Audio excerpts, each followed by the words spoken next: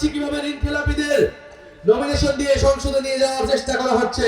বাংলাদেশকে আমরা সত্যিকার অর্থে পরিবর্তন করতে চাই। গত 50 বছরের রাজনীতি আপনারা দেখেছেন। মুক্তিযুদ্ধের পরে এই দেশকে লুটপাটের রাজনীতি আপনারা দেখেছেন।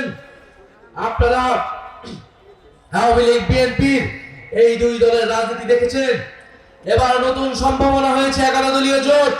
যেই জোটে জাতীয় নাগরিক পার্টি এনসিপি সবচেয়ে গুরুত্বপূর্ণ ভূমিকায় থাকবে, সংস্কারের রাজনীতিকে এগিয়ে নিয়ে যাবে। আপনারা তাই 11 দলীয় জোটের সাথে থাকুন। 11 দলীয় জোটে মনোনীত প্রার্থী এবং মার্কা এই নরসিংদী 2 হচ্ছে শাপলাকলি। সেই শাপলাকলিকে জয়যুক্ত করে আপনারা জাতীয় সংসদে পাঠান। এবং 5ই আগস্টের পর থেকেই জাতীয় নাগরিক কমিটি থেকে বাংলাদেশের সংস্কারের যে রাজনীতি, সেই রাজনীতিতে নেতৃত্ব দিয়েছেন।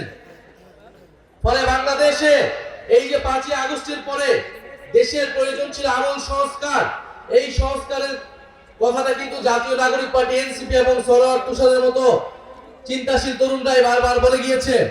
কারণ আমরা 3রা আগস্ট শহীদ মিনারে খুব স্পষ্টভাবে ঘোষণা করেছিলাম, আমাদের এই অভ্যুত্থান, আমাদের এই বিপ্লব কেবল শেখ হাসিনার বিরুদ্ধে নয়, কেবল আওয়ামী লীগের বিরুদ্ধে নয়, বরং শেখ হাসিনা যেই ব্যবস্থা তৈরি করেছে, যেই সিস্টেম তৈরি করেছে তার বিরুদ্ধে।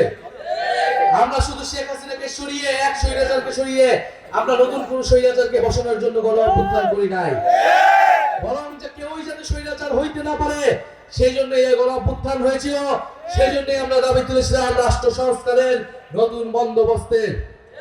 কিন্তু একটি দল প্রথম থেকে সেই সংস্কারের বিরোধিতা করে গিয়েছে।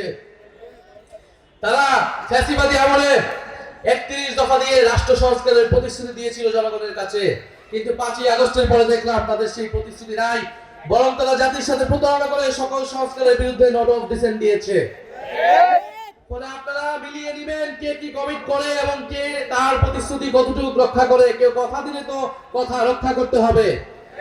শেখ হাসিনার সময় যে কথা দিয়েছিল রাষ্ট্র সংস্কারের 31 দফা, সেই 31 দফার কোনো কথাই তারা পরবর্তীতে দেখে নাই। এবং আগামী নির্বাচনে যদি তারা জয়ী হতে পারে তাহলে তার একটি কথাও তারা কখনোই আর রাখবে না। তারা এখন নতুন নতুন করে কথার ফুল ছড়িয়ে দিচ্ছে। আমরা এরকম কথার ফুল ছড়িয়ে শেখ হাসিনার মুখে আওয়ামী লীগ আমলে অনেক শুনে এসেছি। 2008 সালে নির্বাচনে আমরা শুনেছি শেখ হাসিনা বলতো যে 10 টাকায় চাল খাওয়াবে। বাংলাদেশের মানুষের ভাগ্য হয় না 10 টাকার চাল খাওয়ার, কিন্তু বাংলাদেশের মানুষের ভাগ্য দুর্ভাগ্য হয়েছে যে দেশের শত শত কোটি কোটি টাকা লুটপাট হয়ে গিয়েছে। এদেশের মানুষের গুম খুন হয়েছে, মানুষের কোনো মৌলিক অধিকার ছিল না। ফলে এবার আমরা দেখতে পাচ্ছি কিভাবে ঋণ খেলাপিদের নমিনেশন দিয়ে সংসদে নিয়ে যাওয়ার চেষ্টা করা হচ্ছে। কিভাবে দ্বৈত নাগরিকত্বে নাগরিক যারা তাদেরকে নমিনেশন দিয়ে সংসদে নিয়ে যাওয়ার চেষ্টা করা হচ্ছে। নতুন করে লুটপাট এবং ঋণ খেলাপি টাকা পাচারের নতুন পরিকল্পনা, নতুন প্ল্যান তৈরি করা হচ্ছে। এই সকল প্ল্যানের বিরুদ্ধে আপনারা জবাব দিবেন 12ই ফেব্রুয়ারি ব্যালট বিপ্লবের মাধ্যমে। প্রিয় পলাশবাসী, আমরা বলতে চাই আমরা কোনো মিথ্যা প্রতিশ্রুতি দিয়ে রাজনীতি করতে চাই না। দেশে অর্থনীতি ভেঙে পড়েছে, এই অর্থনীতিকে আবার চাঙ্গা করতে হলে মানুষকে ঐক্যবদ্ধভাবে কাজ করতে হবে। শিক্ষা, স্বাস্থ্য এবং কর্মসংস্থান এই 3টি সেক্টরে সবচেয়ে গুরুত্ব দিতে হবে। এবং এর জন্য দেশের যে দুর্নীতি এবং দুর্বৃত্তায়নের রাজনীতি আছে সেই রাজনীতিকে আগে চিরতরে বন্ধ করতে হবে। আমরা জানি এই পলাশেও অনেক ফ্যাক্টরি রয়েছে, অনেক গুরুত্বপূর্ণ দোকানপাট রয়েছে, ব্যবসা বাণিজ্য রয়েছে। এই পলাশ একটা সম্ভাবনার জায়গা, কিন্তু এই সম্ভাবনা সকল কিছু নষ্ট হয়ে যায় সেই দুর্বৃত্তায়নের, সেই দুর্নীতি, সেই চাঁদাবাজি রাজনীতির কাছে। আপনাদের কাছে এখন সুযোগ এসেছে 16 বছর পরে প্রকৃত প্রতিনিধিত্ব, আপনার প্রকৃত নেতা ঠিক করার। আপনি ঠিক করবেন আপনার নেতা কে হবে, আপনি ঠিক করবেন আপনার হয়ে কে জাতীয় সংসদে কথা বলবে, আপনি ঠিক করবেন কে আপনার আশেপাশে সবসময় থাকে, কে আপনার কাছে দেওয়া প্রতিশ্রুতি সবসময় রক্ষা করবে। বাংলাদেশের মানুষ তরুণদের উপর ভরসা রেখে গণ অভ্যুত্থানে নেমে এসেছিল। তরুণদের প্রতি মানুষের সেই আশা আকাঙ্ক্ষা এখনো আছে, নিশ্চয়ই পলাশবাসীরও রয়েছে। অভিজ্ঞ রাজনীতির কথা যারা বলছেন, 16 বছর আপনাদের ব্যর্থ রাজনীতির ফল বাংলাদেশকে ভুগতে হয়েছে। আপনাদের এখন উচিত সসম্মানে রিটায়ারমেন্টে যাওয়া।